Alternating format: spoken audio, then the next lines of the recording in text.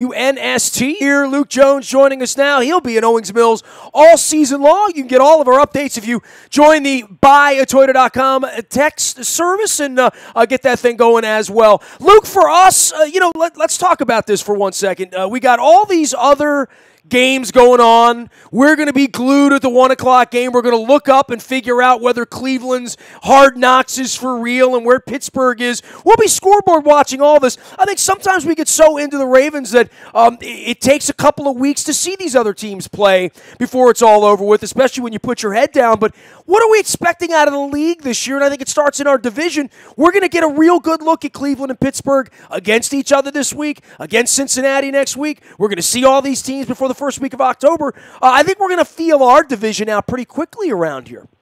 Yeah, especially when you're playing those teams on the road. I mean, it's a challenge. There's no question about it. I mean, the big challenge for the Ravens is going to be to keep their heads above water early in the season. I mean, and we've seen that happen before where they go into a bye week 3 and 4, 4 and 5, and then you're swimming upstream the rest of the season. I mean, it's really difficult, and they've come up short as a result of that. But they should get a good idea of what this division's going to feel like.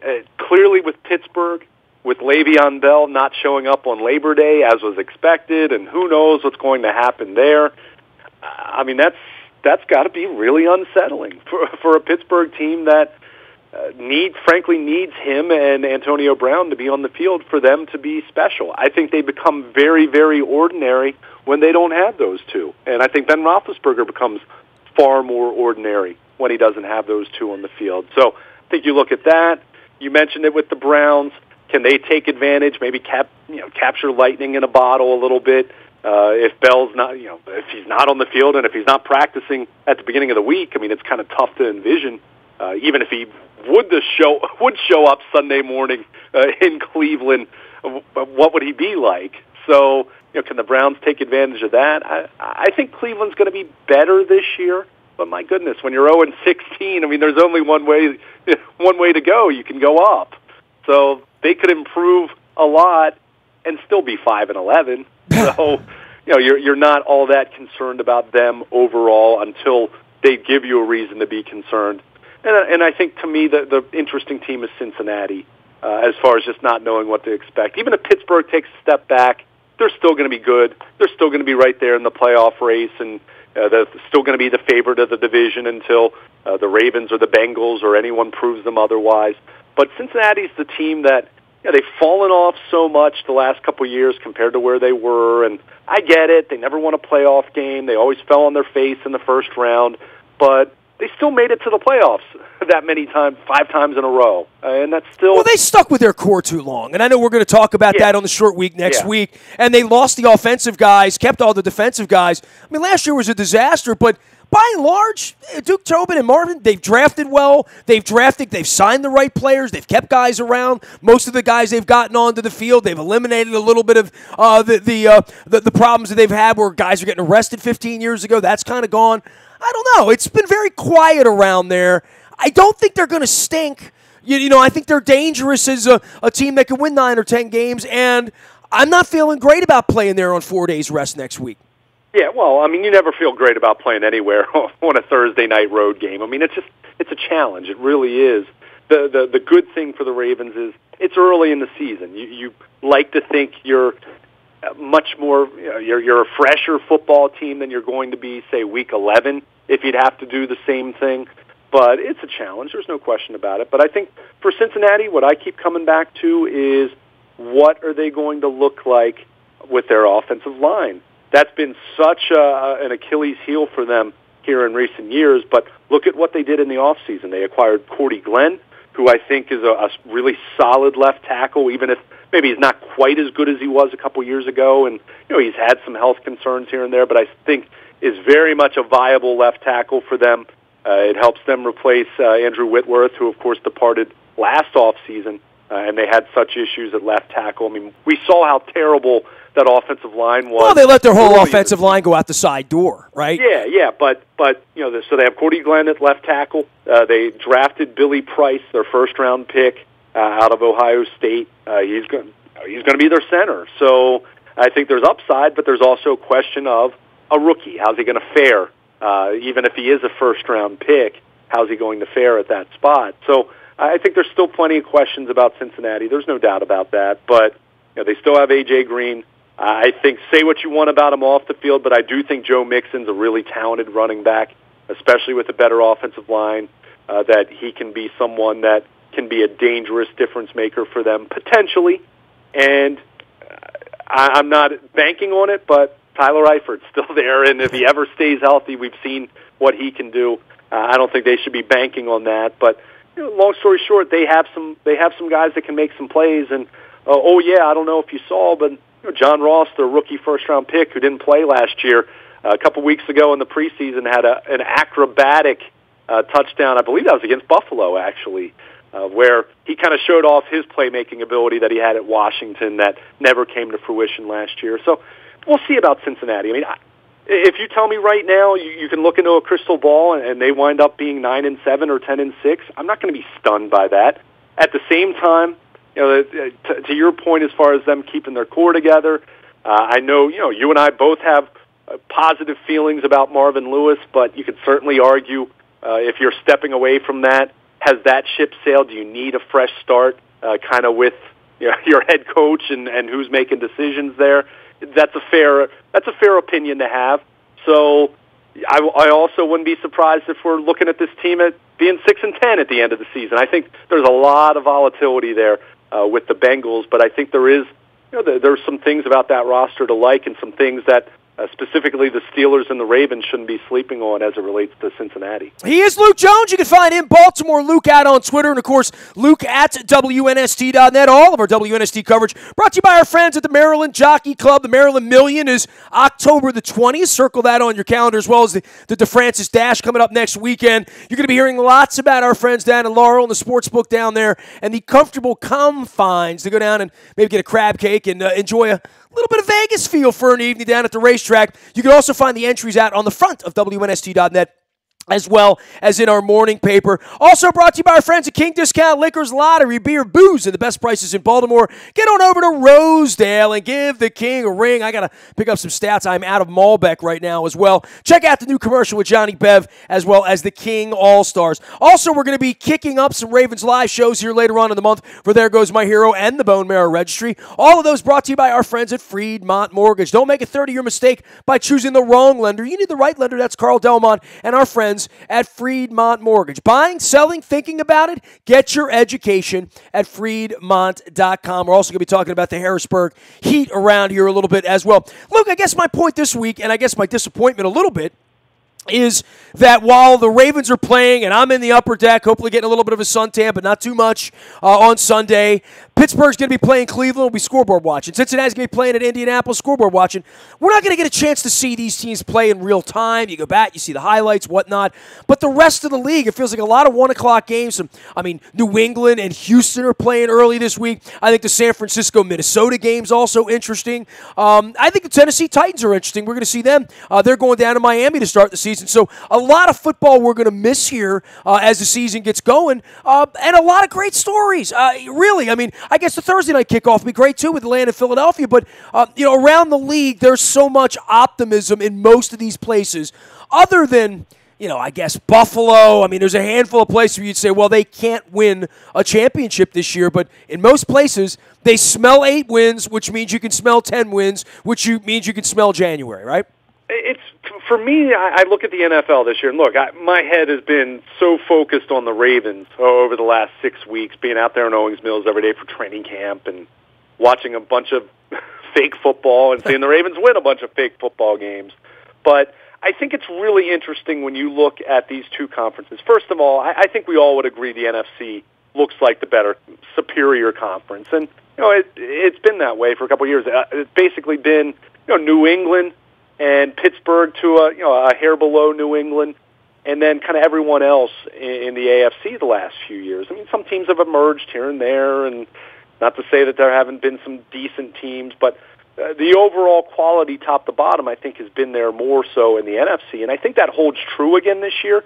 But I think within each of those conferences, there's a lot of uncertainty, and there are a lot of questions, and there's a lot of intrigue.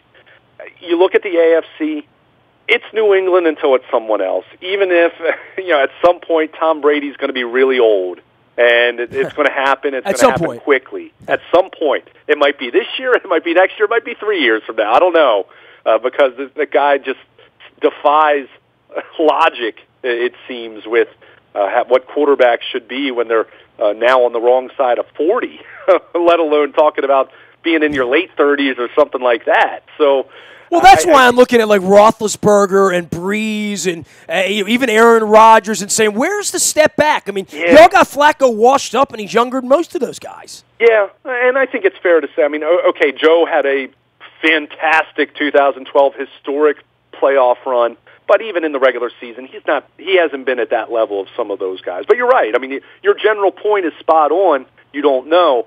But I think in general in the AFC, it's still New England until someone else is worthy of being anointed the next elite championship team on that side of in that conference. But I think you look at a lot of these teams in the AFC, and it's interesting. The Ravens are one of them. Cincinnati, Pittsburgh, I don't think is as great as they've been the last couple of years, but I'm not going to count them out by any stretch. And I still think they're the favorite in the AFC North until the Ravens or the Bengals prove otherwise. It's just the way it is, even if I have doubts about that defense. But I think you look at some of these other teams. You mentioned Tennessee. I think that's a good one. I think Houston is fascinating this year. I mean, I think with Deshaun Watson and their defensive players led by J.J. Watt coming back, I mean, I think there's upside. If there's one team that you could point to and say, if there's a team where New England steps back a little bit and another team just takes a colossal leap, maybe it is Houston. And I think part of it would be I'm not sold on the rest of that division as far as any of those teams ready to really take a colossal step forward. I think Tennessee's interesting. I think the Colts are more interesting now with Andrew Luck, but I'm still not sold on them. And I think Jacksonville, as much as you like that defense, I have some severe questions about their offense and specifically their wide receiver position. And they lost Marquise Lee a week ago to the season-ending knee injury.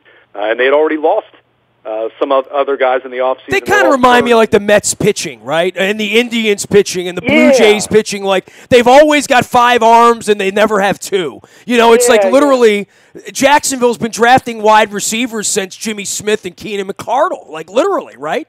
Well, I mean, even though he didn't play last year, I mean, Allen Robinson's gone, Alan Hearns is gone, they lost Marquise Lee, they still have Blake Bortles as their quarterback, and look, I mean, Joe Flacco's had his issues. There's no that's not an endorsement, right? I mean, literally with Blake Bortles, right? Yeah. So how real is Jacksonville? Do I expect them to get back to the AFC Championship game again? Probably not. Do I think they can make the playoffs again? Yeah, of course, because I do think they have a really, really good defense and a defense that could be special. They were close to being special last year and had some special moments, certainly. But I think Houston's just intriguing.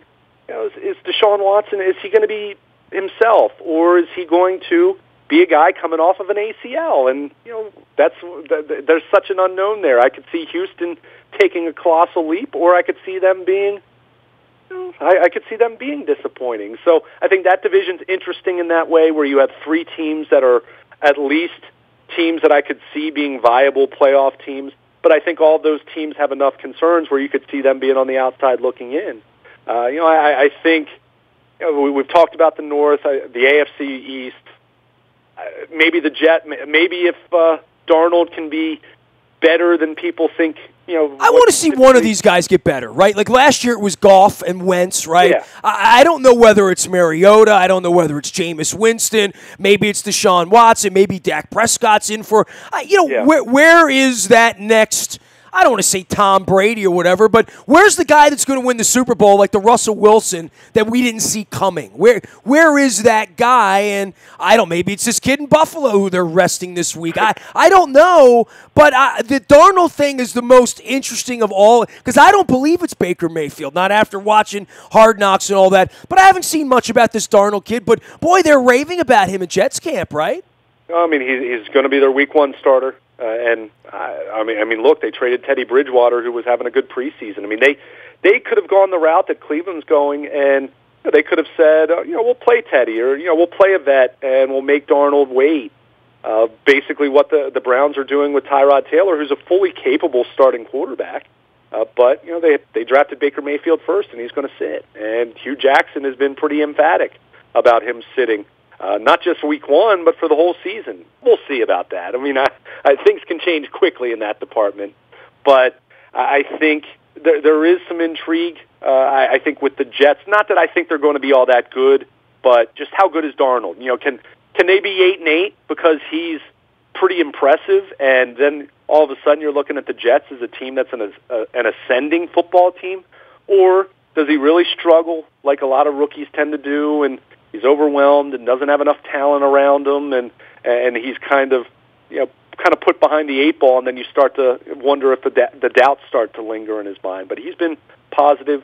But the rest of that division, I'm not impressed with Miami, not at all impressed with Buffalo. It's New England's division. I just think it's, can the Jets be a team that makes a little tiny bit of noise, even if just for the future?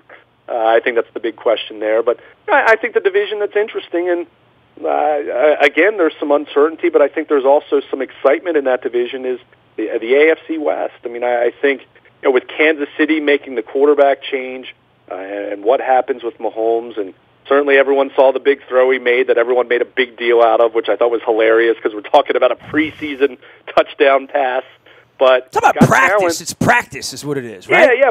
But I'll say this. I mean, my goodness, Kansas City thought enough of this kid that they traded away Alex Smith, and the Ravens could do something similar in the next year or two with trading away Joe Flacco to pave the way for Lamar Jackson. It's a lot of pressure on Mahomes, but they clearly believe in him, and they took him in the first round when they had a team that was maybe not Super Bowl caliber, but certainly a team that had enough talent where you could see them making a run into the second weekend, into the conference championship game.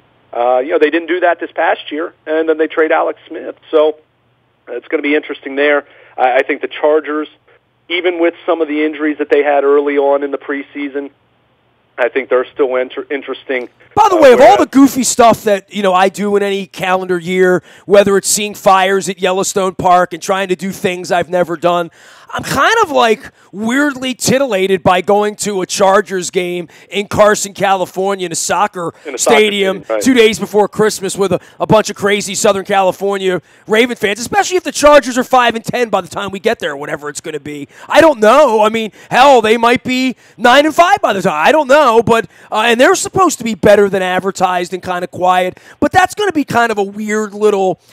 Not a bucket list thing of mine to go watch football in a soccer stadium, and certainly not for the Chargers to ever leave San Diego, but that's sort of a weird little thing on the calendar this year for me, at least, that I'm intrigued by the Los Angeles Chargers, or whatever the hell they're calling them, right?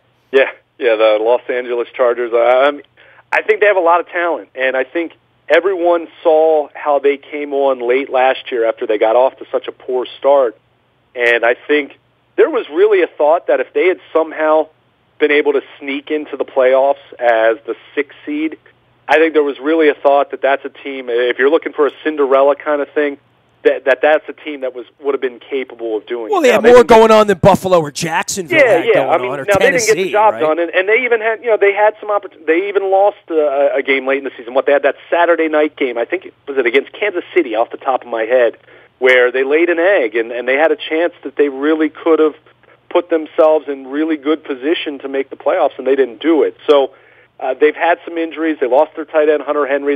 They just brought back Antonio Gates. They I guess they took him out of ice as he was in the frozen in the off season or something like that. But would it surprise you if he doesn't still make a little bit of an impact for them? But they have a lot of talent. They have a good running game, good passing game.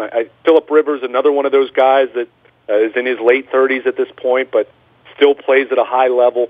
I think that's the team that I really like in that division, but they have to go out and prove it. I think Kansas City's interesting. I think Kansas City's roster around Patrick Mahomes is really good, but you got to see what the kid can do. It's great to say he's going to be your guy and to trade away Alex Smith, and not that I thought Alex Smith was leading them to a Super Bowl, but they've had success. They've made it to the playoffs. They've won some playoff games, but he's got to go out and do it. So to me, that division's really a two-team race. Denver, we'll see. What about Oakland with Mac, dude? You got to say something on that. We didn't talk about that over the weekend. I just think it's incredible to me that, and I understand that the Bears just gave him $23 million a year. You know, set a new bar for defensive players, and he's the kind of talent. He's transcendent enough that makes sense. That he kind of blows the previous standard out of the water as far as what you pay. Yeah, Ray Lewis and Ed Reed are saying, where am I in all this? Why couldn't I have been born 15 years ago? Sure, right. I know, right? I mean, you think about what they made becoming the highest paid at their positions way back when, and it pales in comparison. But, you know, he's the kind of guy that people have made this argument that teams pay run-of-the-mill average starting quarterbacks $20 million a year. Why isn't a guy like that who... look, is he as valuable as the best quarterback? No. Is he as valuable or more valuable than an average starting quarterback? Yes, because he's that special. But the Raiders stunk even with him, you know, and being built around him, they stunk, really. They did, but at the same time, I mean, my goodness, this kid has just turned 27 in January. He's the kind of guy you dream about finding in the draft, and you're just going to let him go? I mean, we've seen in the NFL over and over and over, and I get your point that they weren't particularly good with him, but at the same time, this sport's not structured that you have to spend 5 years rebuilding. Dude, this whole Gruden thing's wild to me, all of it. I mean, I was out in Vegas a couple weeks ago, seeing the stadium going up out there, and Chucky's coming to town, and they're going to leave Oakland, and they're not going to rip the stadium up, allegedly, out there. They thought they were going to the Super Bowl last year with Jack Del Rio. Now he's gone. Gruden has come in and overturned the apple cart. I mean, Gruden was nothing special in Tampa at the end, and was thought to be tyrannical in not a good way, and Cadillac Williams and all of that. So, they may be going into their own little black hole out there. I mean, I held out some hope for them at one point. I don't know. I don't think they're going to win 8 games this year, that's for sure, right? I don't think so either. I don't think they're going to be very good, and I'm really interested to see how that roster responds, because so much that came out, and even before the trade was made over the weekend, so much had come out about John Gruden having established no relationship with Khalil Mack. I mean, is he really the guy you want to draw the line in the sand with? I mean, a guy who is a generational kind of talent, a guy who right now, if he continues the path that he's on, and he's early in his career, I understand that, but he's the kind of guy that looks like he could be a Hall of Famer if he plays at this kind of level for another 7 or 8 years.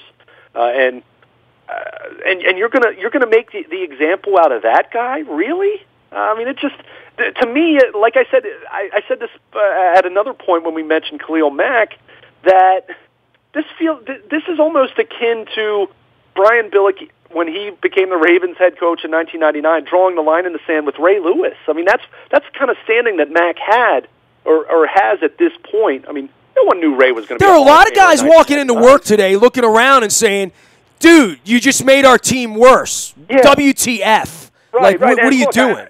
They got 2 first-round picks. I understand that, and maybe they hit on those guys. And if they do, then you'll look back at this trade and say, all right, but we also know that 2 first-round picks doesn't equate to 2 All-Pros.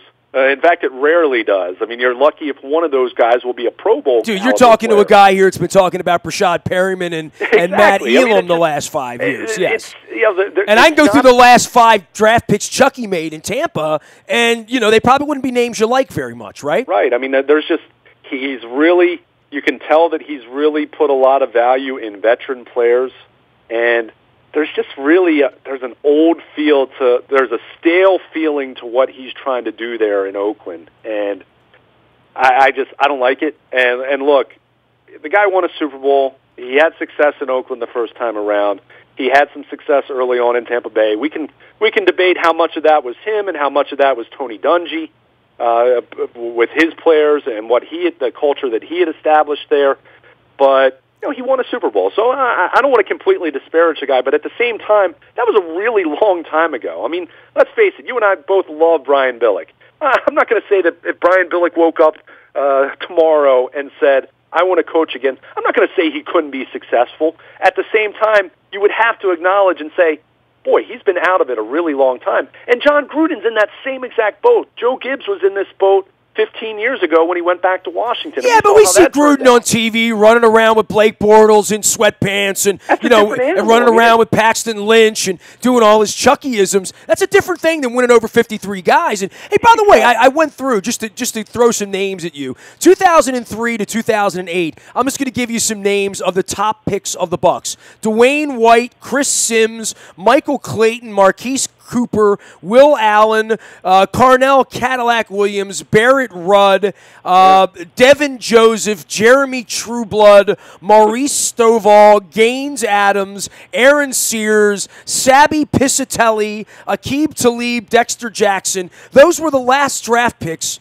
Those were all first and second round draft picks of the Buccaneers, and you wonder why Chucky was gone, because he had a hand in all of those guys. Yeah, I mean, a couple of those guys, you mentioned Talib. Certainly Talib, it was more so after he left Tampa Bay. But, I mean, most of those guys are names that you've never heard of or names that you've heard of and you remembered, oh, that guy didn't really work out. So you're right. I mean, there's a lot of question. I mean, they are putting a heck of a lot of faith in someone that has been out of this element. I know that he's done his camps. I know he stayed relevant as an announcer. I'm not saying it's impossible for him to have success, but there's a lot working against him. And well, he sells tickets right on up to the time they go down on the field, and then he's just another ball coach. Right. Then he doesn't walk on water like he does on Monday Night Football. I think time is such a factor when you're talking about a coach. I mean, we always talk about it with players, naturally, because you get older and you're not as good, not as fast, not quite as strong, don't move as quickly. But I think with coaches, it is really... There's sometimes you hear people use the cliche, once a coach, always a coach, and there's something to that. And I'm not saying that coaching in 2018 is entirely different from coaching in 2002 or 1991 or 1979, but things do change. And I wonder, being out of that element for so long, how much you can really adapt and how relatable you're going to be to players, especially when you come in and trade the best player on the roster. And, oh, yeah, as much as we've talked about the whole fan dynamic with Chucky coming back and all that, how would you like to be an Oakland fan right now? And we've talked about this. I think the dynamic is so strange that Oakland fans are still going out to games and still watching the Raiders, knowing that they're leaving in another couple years.